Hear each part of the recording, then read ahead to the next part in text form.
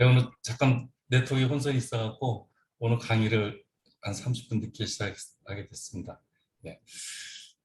이제 무더위도 이제 거의 다 지나가고요. 어제 8.15 광복절 기점을 해서 이제 가을에 진입하지 않나 그런 생각이 듭니다. 더운 여름날 우리 회원님들 좀 많은 좋은 소식 기대하면서 지루한 날을 보냈을 거라 생각이 드는데, 우선 어저께 지난주에 이제 강의 말씀드리려다 이제 못 드린 말씀들이 좀 들어 있습니다. 그래서 오늘 지난주에 드리려던 말씀하고요. 또 우리 회원님들이 궁금해하시는 그런 내용들을 좀 약간 간추려 갖고 오늘 말씀 좀 드려보도록 하겠습니다. 우선은 이제 8월 8일 날 국회의원 회관에서 이제 그 한국 블록체인 기업진흥협회하고 같이 해서 그 정례 포럼이 있었죠. 그 포럼의 주제가 이제 웹 3.0 시대를 구현할 기술적, 법적 기반 구축 방안이거든요. 그때 이제 제가 나름대로 저의 어떤 개인적 소견을 갖다가 이제 발표를 했는데, 굉장히 중요한 내용이에요, 제가. 그래서 오늘 다시 한번 말씀을 이제 정리해서 드릴까 하는데, 우선은 이제 제가 그 정례 포럼에서 이제 발언을 준비하는 과정에서, 발표 내용을 준비하는 과정에서, 제일 중심이 됐던 게 뭐냐면, 과기부에서 2025년까지 블록체인 전문 기업 500개를 양성한다는 그런 기사가 나왔어요. 굉장히 고무적인 일이거든요. 과기부는 이제 거의 어떤 기술적 분야에서 정부의 어떤 정책을 실제로 수행하는 아주 그런 대표적인 기관이잖아요. 그런 기관에서 이제 블록체인 기업을 500개 기업을 양성한다는 것을 공개적으로 발표할 때는 굉장히 이제 앞으로 웹 3.5 시대를 준비해야 되는 필요성이라는 것을 정부가 아주 절대적으로 공감을 하고 있다는 얘기거든요. 그런데 문제는 이제 뭐냐면 그 취지나 그 의도는 굉장히 좋죠. 좋은데 제가 바라보는 시각으로는 정확한 방향성을 가져가야 되지 않냐 이런 생각이죠. 그 지향하는 목표는 좋지만 그것을 실천해 나가는 과정에서 제대로 실천이 돼야 된다는 그런 생각이 들었던 거예요. 왜 그런 생각이 들었냐면 이전에 그동안 해왔던 블록체인 산업을 양성하고자 하는 그 어떤 정부의 시도가 저는 많이 부족하다고 생각했기 때문에 이제 무엇을 보완해야 되는가를 말을 해야 되겠다.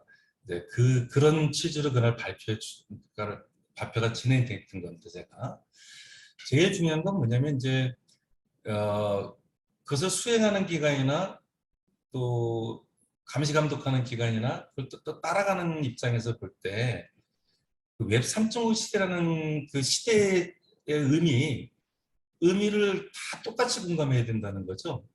누구는 웹 3.5 시대는 이런 것이고, 누구는 저런 것이고, 다 제가 다른 생각을 가지고 있다면은 그 목표 자체가 이제 달라져 버리고 또 실행 계획 자체가 달라져 버리거든요.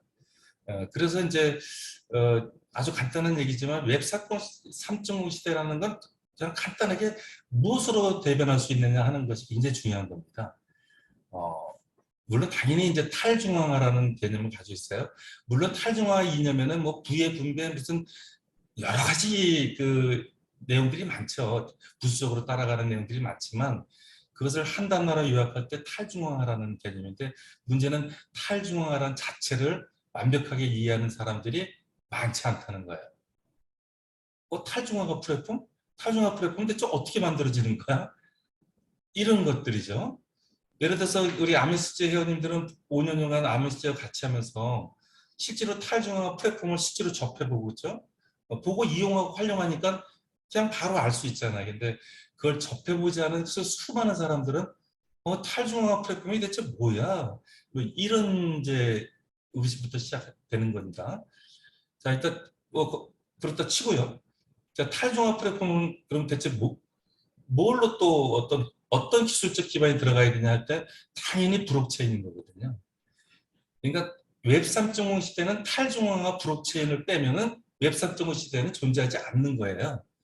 물론 이제 그 탈중앙화 블록체인을 기반으로 한 그 환경에서 거기에 NFT도 있고 메타버스도 있고 여러 것들이 파생되는 것도 있는데 그인가는 블록체인을 기반한 탈중앙화 플랫폼이어야 된다는 것.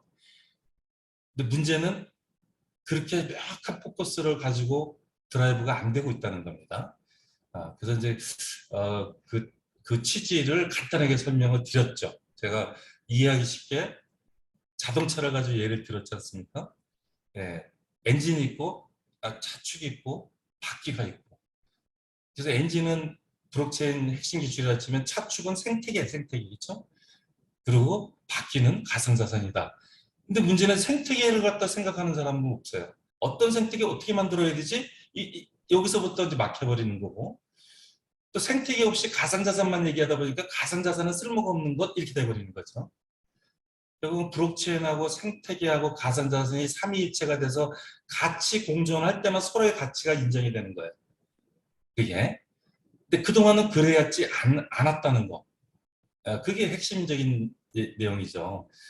그래서 진짜로 대한민국이 웹 3.0 시대를 선도하기 위해서 500대 전문 기업을 양성하고 그것이 성공적으로 되려면 어떻게 해야 된다는 거냐면 블록체인과 생태계와 가상자산이 함께 공존하고 함께 발전돼야 된다. 그것이 핵심입니다. 핵심.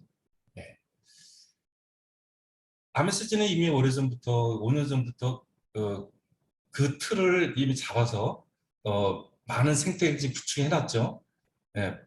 다 아시는 또 카네기몰, PTP몰 그리고 교육 플랫폼, NFT 교육 또 NFT 갤러리 다 탈중화된 상태로 구축이 되어 있잖아요.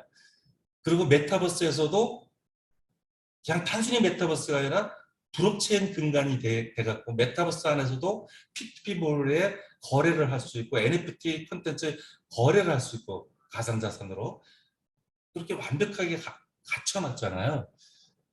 아파트로 치면 하나의 모델하우스를 이렇게 정확하게 만들어 놓은 모습이거든요. 근데 그걸 알아야지만이 이 웹상품 시대의 플랫폼은 어떤 모양으로 간다는 걸 알 수 있는 거거든요. 네. 자, 근데 어쨌든 정부기관은요, 또 가기부양 말씀드려도 됩니다. 가기부 분들도 다 인정하는 사실이니까. 가기부 정책지원금 하다못해 포상을 할 때 코인 발행하는 업체는 무조건 대상자입니다. 아무리 엄청난 기술을 가지고 있어도 아무리 엄청난 생태계를 가지고 있어도 가상자산을 발행했다면 무조건 지원금, 지원제, 포상제, 프로젝트 참여 제외. 네. 지금은 제가 새로운 정부가 들어서는 어떻게 지금 기조가 바뀌었는지 저는 모르겠어요. 지금은 현재는 그렇지만 어쨌든 작년까지는 몇 년 동안 계속 그래 왔다는 겁니다. 네. 내년에 달라질까? 내년에 달라질까? 내년에 달라질까? 해도 달라지지 않고 달라지지 않고 달라지지 않고 왔었다는 거예요. 그래서는 500대 기업이 절대 성공할 수 없다는 말씀을 다시 한번 드리는 거고요. 그 다음에 이제 정치권 얘기 제가 잠깐 말씀드렸죠. 예. 중요한 건 뭐냐면 필요한 행위를 하는데 반쪽짜리가 아니겠냐 하는 겁니다. 무슨 얘기냐면 거래소든 시장에서 문제가 발생한 것이 나타나면 오로지 그거에 대해서만 제재를 가하는. 예. 물론 이제 지금은 이제 예방 차원까지 가죠. 옛날에는 발생하면 이제 그걸 체크하고 원인을 분석하고 거기에 단지하는 그게 모든 거였어요. 근데 지금은 이제 예방 차원으로 법도 만들고 뭐 하는 노력을 하죠. 많이 달라졌죠. 네, 많이 달라졌는데 거기서 이제 좀 더 욕심을 낸다면은 이 관계기관에다가 정치권에서는 육성책을 내놔라. 이렇게 해야 돼요. 예를 들어서 기업에도 또 이 블록체인 산업과 관계되는 정부 부처 여기도 다 이렇게 올바른 육성책을 내놓도록 그거를 갖다 지도 편단하는 그런 모습으로 가야지만이 빠르게 발전할 수 있다. 이제 그런 말씀 드렸고요. 그리고 맨 마지막에서 가장 중요한 가상자산 거래소에 대한 얘기를 했던 겁니다. 네. 자, 정부기관 그렇고 정치권 그렇고 다 문제가 있었죠. 근데 더더욱이 문제는 가상자산 거래소가 문제였다는 거예요. 네. 네, K코인 상장을 못 하는 거죠. 안 하는 거죠. 왜요? 옛날에 많은 상장을 했어요. 그렇게 아주 진짜로 이렇게 상장 번호를 많이 넓혀서 많이 했어요. 근데 다 99.9%가 사기로 끝나니까 그 사기로 끝나니까 그 죄값을 다 누가 거래소가 지어야 되잖아요. 거래소가 지는 거예요. 거래소가 지다 보니까 거기 은행권까지 그렇죠? 연동된 은행권까지 불똥이 튈까 봐 은행권은 실명 계좌를 안 열어주고 이런 일이 있었던 거죠. 물론 과정에서는 그동안 왔던 과정에서는 필요한 이렇게 통과 의뢰라고 볼 수 있어요. 예, 그런 과정이 필요했다고 볼 수 있어요. 그러나 지금 앞으로도 그렇게 간다면 미래는 없다 하는 말씀을 제가 드렸던 거예요. 그러면 가상자산 거래소 같은 경우는 좀 자유경쟁 체제로 가야 된다. 시장 논리에 따라서 K코인 좀 수월하게 상장을 시켜주고 옛날에 우리 어렸을 때 그런 얘기 있었어요. 한국은 대학교 들어가기가 어렵다. 들어가는데 들어가기만 하면 100% 졸업. 그러니까 서구권, 유럽권들은 들어가는 게 너무 쉬워. 너무 쉬운데 뭡니까? 졸업이 하늘에 별따. 야, 이런 얘기 많이 들었잖아요. 네, 지금도 저는 그런 기조가 있다고 보거든요. 저는 후자가 맞다고 보는 거예요. 후자가. 진입은 쉬워. 그러나 그 안에서 성공을 하는 것은 어려워. 저는 그게 맞다고 보는 거예요. 이게 시장 논리에 맞다고 보는 거거든요. 지금 가상자산 거래소 원화마켓이 그렇게 변해야 되겠다는 겁니다.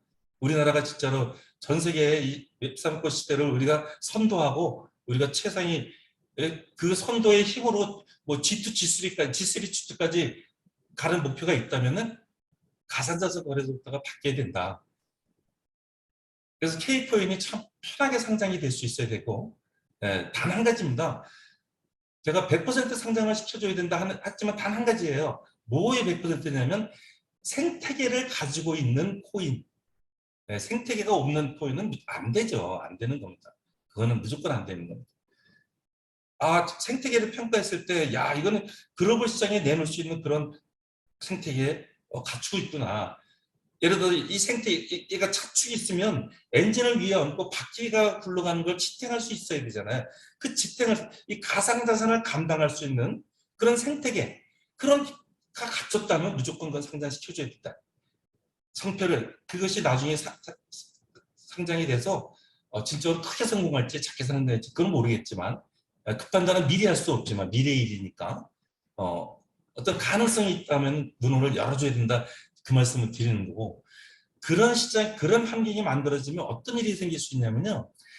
거기서 만들어서 어떤 실패하는 코인이 나와도 정치권이든 정부에서 그것을 체크하고 단죄하고 막 이러지 않으면, 그죠? 그냥 시장 논리에 맡겨서 그냥 이렇게 보호 육성하는 노력만 해준다면 그러면 은행권이 실명계좌도 자연스럽게 가상자산 거래소하고 같이 돌아갈 수 있대.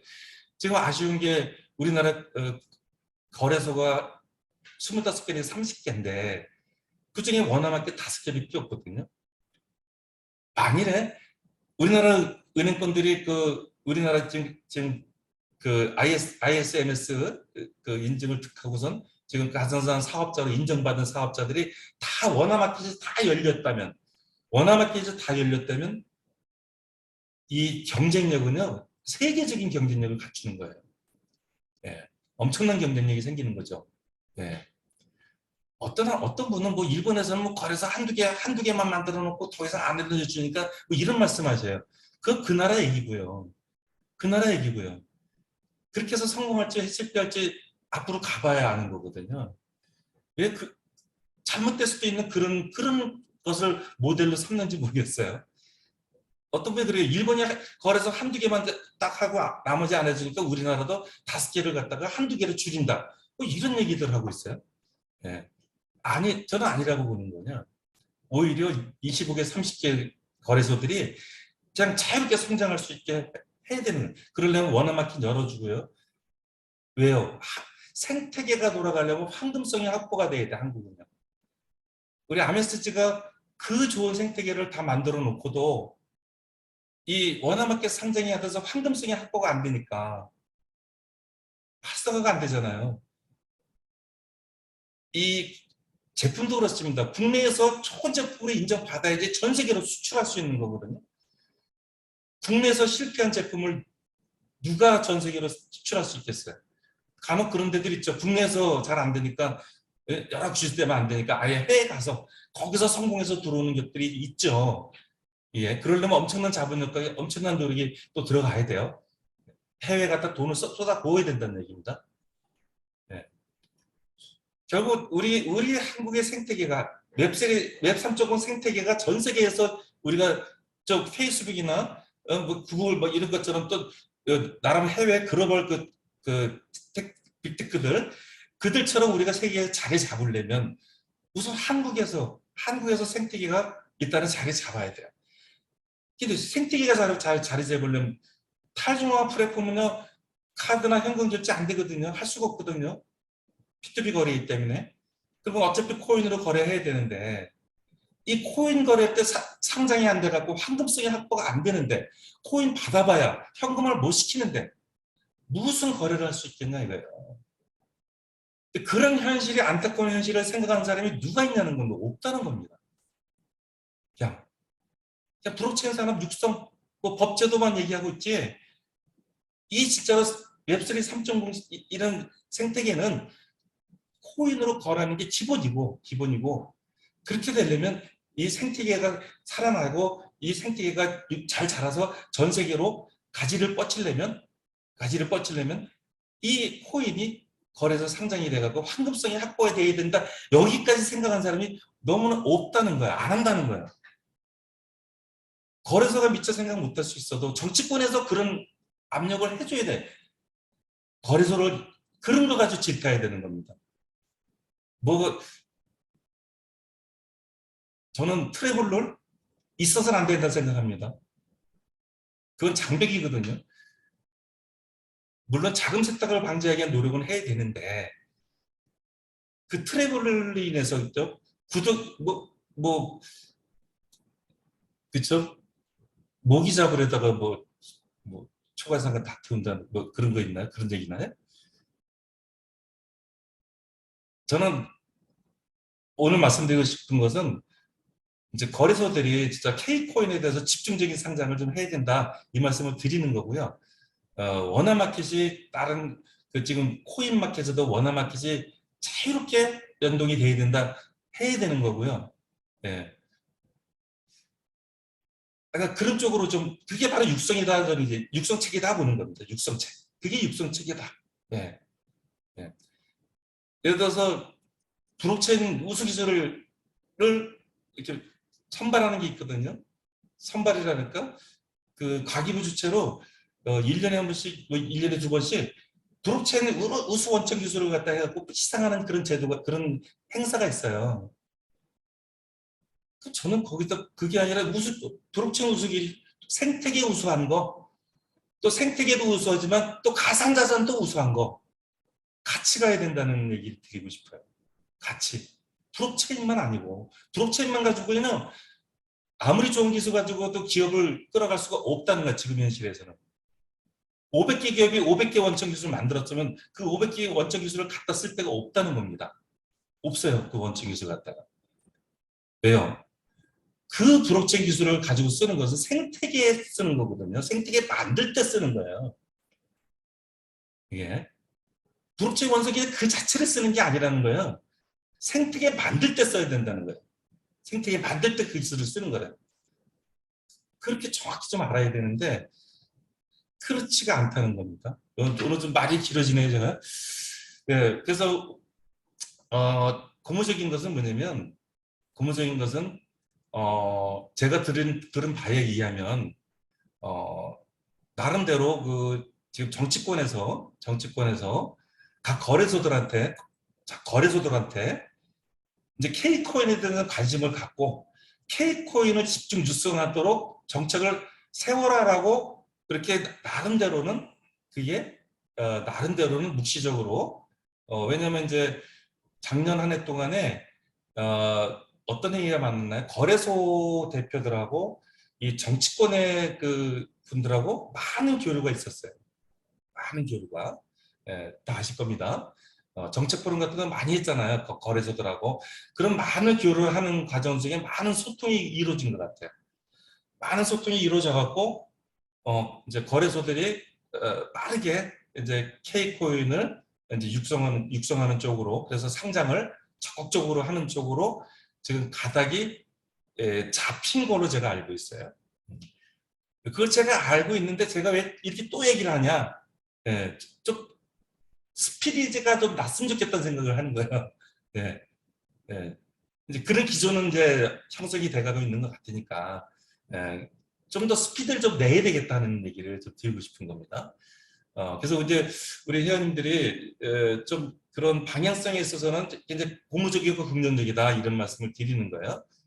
그리고 제가 드리는 이런 많은 목소리들이 여기저기서 똑같은 목소리가 많이 나와야 되고 좀 그렇다는 말씀을 드리면서 우리 회원님들이 나름대로 그동안 5년 동안 그 힘들게 참 지켜보면서 응원하면서 오셨는데 이제 결실의 시간이 좀 전체 환경적으로 그 결실의 시간이 오지 않겠는가.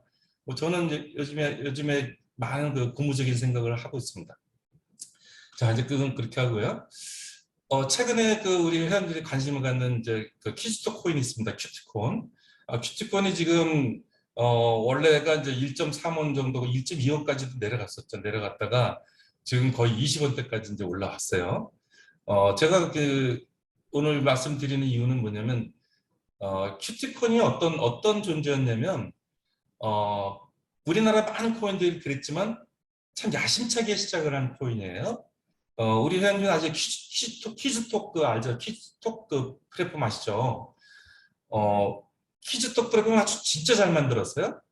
그리고 지금 사실은 그게 이제 그 주춤해서 국내에서 그게 활성화 안 돼서 그렇지 그게 활성화됐으면 이미 글로벌 계획까지 다 세우는 이미 글로벌 플랜까지 다 있는 그런 아주 멋진 코인이에요. 멋진 플랫폼이 아주 진짜로 획기적이고 아주 아이디어 좋은 그런 폼이에요. 자, 그런데 자 그런 참 멋진 아이디어 가지고 멋진 프로젝트를 가지고 해갖고 딱 했는데 하고 보니까 뭐예요? 원화마켓도 상장이 됐는데 문제는 플랫폼이 안 살아나는 거야. 플랫폼이. 어, 제가 누차 얘기했지만 이 가상자산 업계는요. 내가 굳이 내가 그 실패하리라는 생각을 안 하는데 실패해서 괜히 사기처럼 돼버리는 막 그런 경우들이 많다 그랬잖아요. 그게 뭐냐면 내 생각은 이런데 내 생각대로 안 될 때 그걸 주도한 사람은 그 피해자가 생기니까 그 사기를 친 것 같은 이렇게 착각할 생각이 들 수 있는 그런 케이스들이 있는데 퀴즈 코인은 사기라는 얘기는 안 듣는 코인이죠. 그렇지만 문제는 가치가 많이 내려갔죠. 가치 상승이 안 된 거예요. 이게 왜냐면 이게 이제 그 제가 보는 관점이에요. 퀴즈 플랫폼은 생태계인 것 같지만 사실 이 그 퀴즈콘의 생태계가 아닌가. 블록체인의 생태계가 아니었던 거예요. 이게 물론 블록체인 기술이 들어가고 거기서 코인으로 에어드랍이 되고 했지만 우리 P2P몰처럼 실제로 실거래 코인 이코노믹이 아니라 그 니오드 개념으로 이게 주면서 인프라 늘려가는 그런 형태였던 거예요. 이게 그러다 보니까 그런 형태로는 절대로 이게 활성화가 될 수가 없어요. 물론 그 플랫폼에 70만 명이 있습니다. 그 플랫폼이 워낙 아주 아이디어라고 재밌게 만들어졌기 때문에 70만 명이 존재하지만 그들은 코인하고는 거리가 좀 멀리 있는 거예요. 멀리. 단지 에어드랍 나오는 걸 가지고는 있을지언정 뭐 그거 가지고 이제 물건을 산다든가 뭐 이렇게 실제로 이코노미에 쓸 수 있는 그런 환경이 안 돼 있는 거예요. 그러니까 진정한 그 웹3.0 플랫폼이 아니었던 거죠. 그런데 이제 제가 딱 보니까 너무 안타까웠어요. 너무 안타까워서 제가 그냥 젓가락 하나 얹어 놓는 식으로 우리 비자 플랫폼에 거기다 결제로 내가 놓지 않습니까? 저희가 놓잖아요. 퀴즈톡 협회라고 거기다 놓잖아요. 누구나 놓고 나서 지금 퀴즈톡 플랫폼에 들어가면 거기에 70만 명이 다 보는 거기에 뭐가 뜨나요? 예, 이 퀴즈톡 코인 가지고 전 세계 제품을 살 수 있고 전 세계 가맹점 이용할 수 있고 그게 계속 뜨잖아요. 계속 반복적으로 계속 뜨잖아요. 그 배너가 그냥 보기 싫어도 지겨울 정도로 뜨잖아요. 그게 계속 장기화되니까 장기화되고 그다음 우리 회원들이 지금 25만 명 회원분들이 지금 퀴즈도 모르는 사람 없잖아요, 그렇죠? 모르는 사람 없잖아요. 제 주위 가까운 우리 부회장님 주변 분들 많이 사거든요. 많이 사거든요. 왜요? 싸니까. 네, 싸니까 뭐 1원, 2원, 3원 하니까 막 많이들 사거든요. 찔끔찔끔 많이 사거든요. 예. 왜냐면 가격이 싸니까 내가 뭐 100만 원, 200만 원, 300만 원 사도 개수가 많아. 예. 그러니까 이제 더군다나 우리 B2B 플랫폼을 공유하고 있잖아요. 그렇죠? 게다가 이제 마음만 먹으면 이제 NFT 플랫폼에도 결제를 넣고, 그렇죠? 또 메타버시티도 이제 결제 넣고, 우리 플랫폼에 계속 결제가 같이 따라간다 그러면 비전이 엄청나거든요. 그게 뭔가가 지금 아주 지적적으로 하니까 어느 순간부터 이제 이게 반응하기 시작하죠. 반응하기 시작하죠. 예, 반응하기 시고, 자, 예, 생태계가 없는 코인들은 어떤 일이 벌어지냐면요. 반응을 해갖고 올라간다 치더라도 어떤 시간이 되면 다시 내려갑니다. 다시 내려가게 돼 있어요. 그래서 생태계가 확실한 것은 그러지를 않아요. 거기다가 그러질 않아요. 안, 앞으로 그렇다. 지금까지는 그런 생태계가 있는 코인 자체도 없었고요. 많은 분들이 무슨 그, 그 스태킹 서비스 해주는 디파이, 또 NFT 뭐 하는 그 해외에서 NFT 거래 뭐 하는 거, 또 게임 뭐니 이거 플랫폼이라고 생각하는데 절대로 그 웹3 플랫폼이 아니거든요. 그거는 누차 말씀드렸지만 그건 아니에요. 그거는 그냥 궁여지책으로 코인을 활용할 수 있는 데가 없으니까 스태킹 서비스로 디파이라고 명분으로 돌려서 하는 거고 뭐 다 그런 거지 진정한 생태계가 아니라고 말씀드렸잖아요. 근데 진정한 생태계가 있을 때는 절대로 이렇게 한번 쭉 올라갔다 내려가는 일은 발생하지 않는다는 거예요. 자, 그래서 큐티콘이 왜 이러지? 왜 이러지? 이런 분들이 있어요. 이런 분들이 있는데 결국은 이제 그 생태계의 위력이라는 겁니다. 생태계 위력. 예. 그러니까 쉽게 얘기하면 이제 든든한 뒷배가 있다는 걸 아는 거예요. 퀴즈트 코인이 이제 든든한 뒷배가 있다는 걸 사람들이 아는 거예요. 이게. 그 뒷배가 있는 거하고 없는 거 다르잖아요. 그러니까 생태계에 있는 거하고 없는 거하고는 다르거든요. 생태계에 없는 것은 사상누각이죠. 전 세계 99.9%가 다 생태계 없이 돌아가는 그 사상누각이란 말이죠. 이제.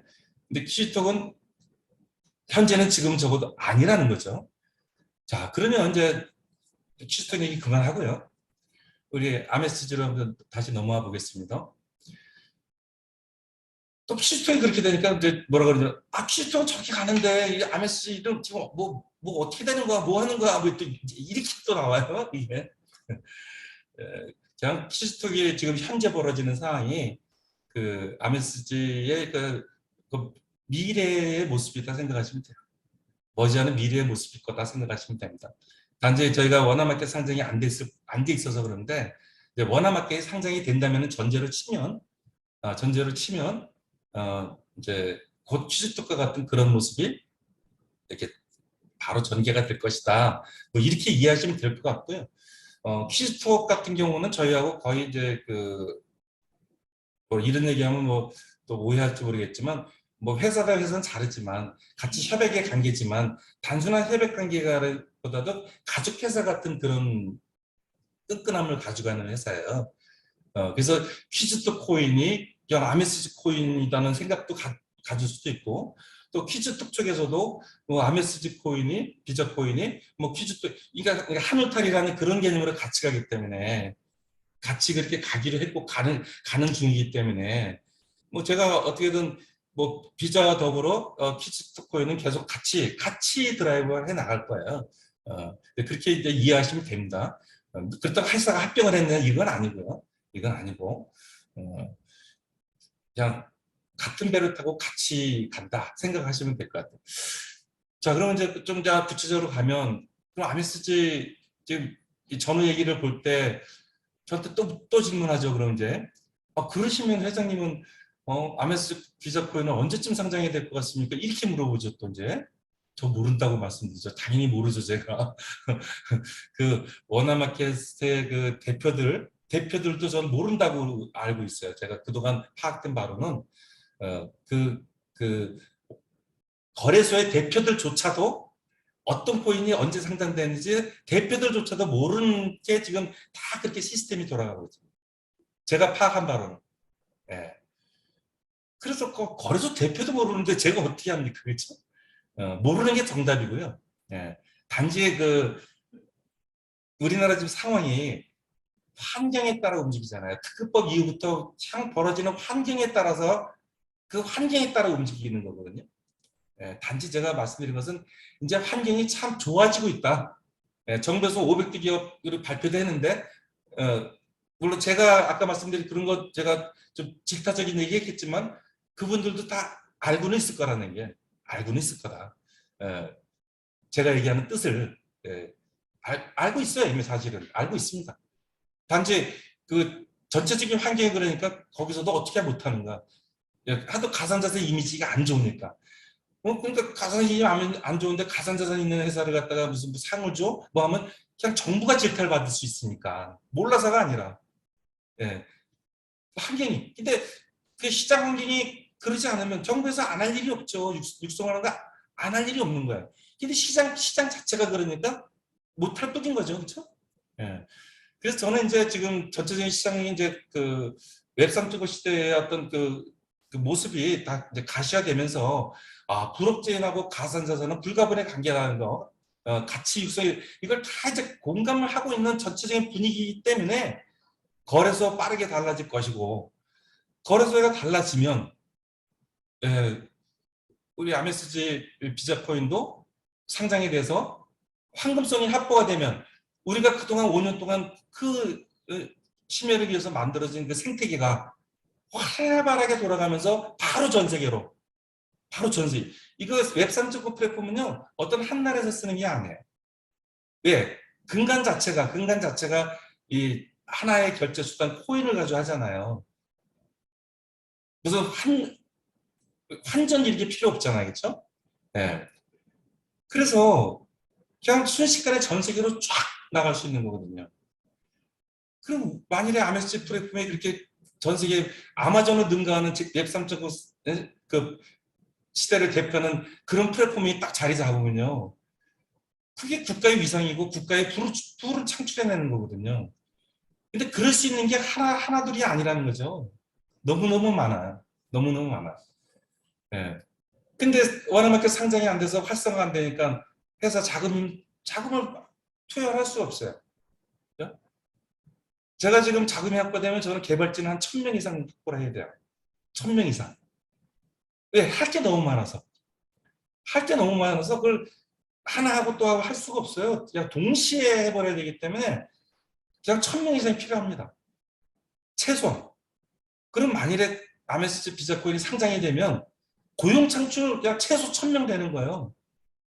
근데 그 1000명이 1000명으로 끝날까요? 저희는 그들을 육성해갖고 전 세계로 또 내보내잖아요. 전 세계로. 그죠? 그게 목표잖아요. 교육센터 만들어갖고 일하는 개발진은 1000명이지만 그 개발 노하우를 전수시켜서 수천 명, 수만 명 전수시켜서 해외로 내보내고 그들이 나가서 돈을 벌어오고 이게 MSC의 모습인데 그걸 못하고 있잖아요, 지금. 그걸. 프로비트가 이제 뭐 공개적으로 해도 되는데 신문에 난 거니까 프로비트가 토스뱅크하고 이제 거의 뭐 제가 알기로는 벌써 2년 전에 이미 실명 계좌를 열기로 이미 2년 전에 제가 됐던 걸로 알고 있어요. 이미. 근데 토스뱅크가 나름대로 금융권에서 원하는 그 자격이 좀 안 돼 갖고는 여태까지 못 됐던 것 같아요. 근데 이번에 기사가 나왔잖아요. 이제 토스뱅크가 그 여건을 갖춘 거야 이제는. 그죠? 그 여건을 갖췄으니까 어떻게 합니까? 이제 신고. 네, 우리 실명제 열어서 이렇게 사업을 하겠습니다는 그 신고 절차만 남았다고 신문에 났잖아요. 그렇죠? 그건 뭐 저는 그냥 거의 그 시기 뿐이지 시기에 빠르고 늦을 뿐이지 지금 흐르는 대로는 그냥 될 수밖에 없겠다 생각이 드는 거예요. 예. 우리는 무슨 뭐 거래량이 많은데 이런데 그런데 원하는 뭐 좋겠지만 꼭 그런 데 원하는 거 아니거든요. 그냥 뱅크하고 황금성만 확보가 되면 뱅크하고 황금성만 확보가 되면 우린 그걸로 오케이. 왜? 우린 생태계 가지고 있기 때문에요. 그 거래소 인프라에 의지 안 해도 되거든요. 옛날 코인들은 거래소 인프라 많은데 거기 들어가야지 거기서 좀 뭐 혹시 사람들의 관심을 사갖고 뭔가 좀 해보지 않을까 이런데 우리는 생태계 자체가 황금성만 확보되면 생태계가 그냥 확 순식간에 곡물처럼 늘어나게 돼 있기 때문에 우리가 자체적으로 인프라가 확보가 되는데 무슨 거래소 인프라 많고 우리는 필요 없다는 거예요. 그냥 원화마켓만 되면 되는 거죠. 그러니까 어떤 분들 뭐 프로비트에 원화마켓 열려봐야 거기 거래량 얼마 안 되고 인프라가 얼마 안 되는데 뭐 예?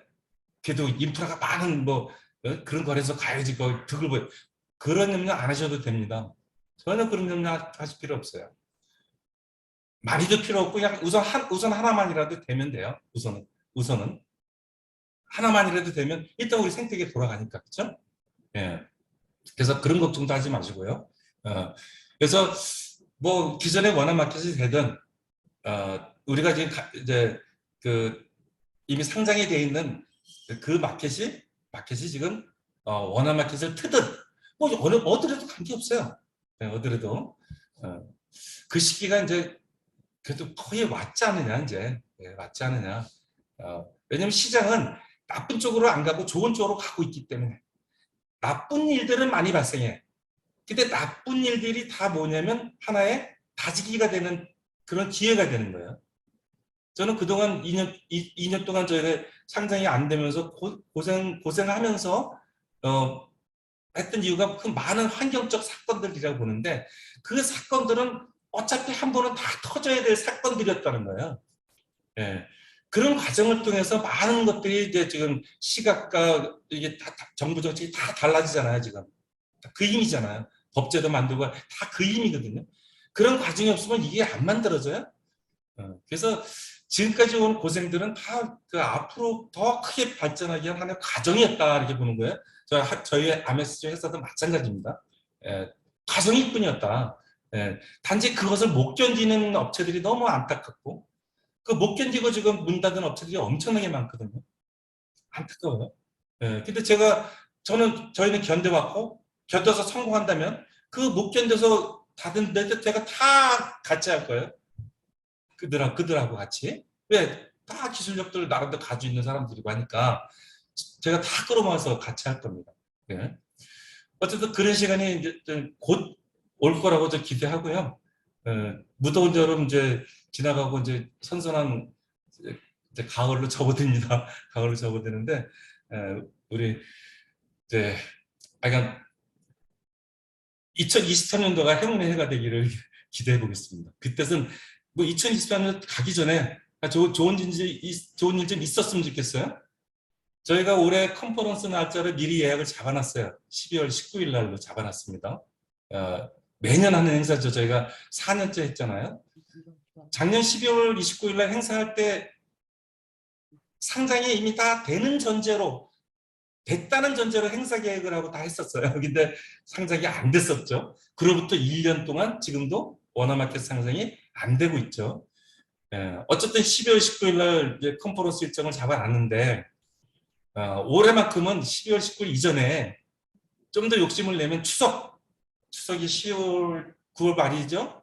좀 더 욕심 내면 우리 추석 전에 상장이 돼서 제가 얘기하는 원화마켓 상장이 되든 프로비트가 원화마켓이 열리든 추석 전에 좀 좋은 소식이 와갖고 우리 회원님들이 추석 때 아주 기분 좋은 그 한가위를 맞이하는 게 제 소망이고요. 뭐 그게 참 불가피하다면 우리 12월 19일 컨퍼런스 전에라도 좋은 일이 있었으면 하는 게 저의 바람입니다. 그냥 바람입니다.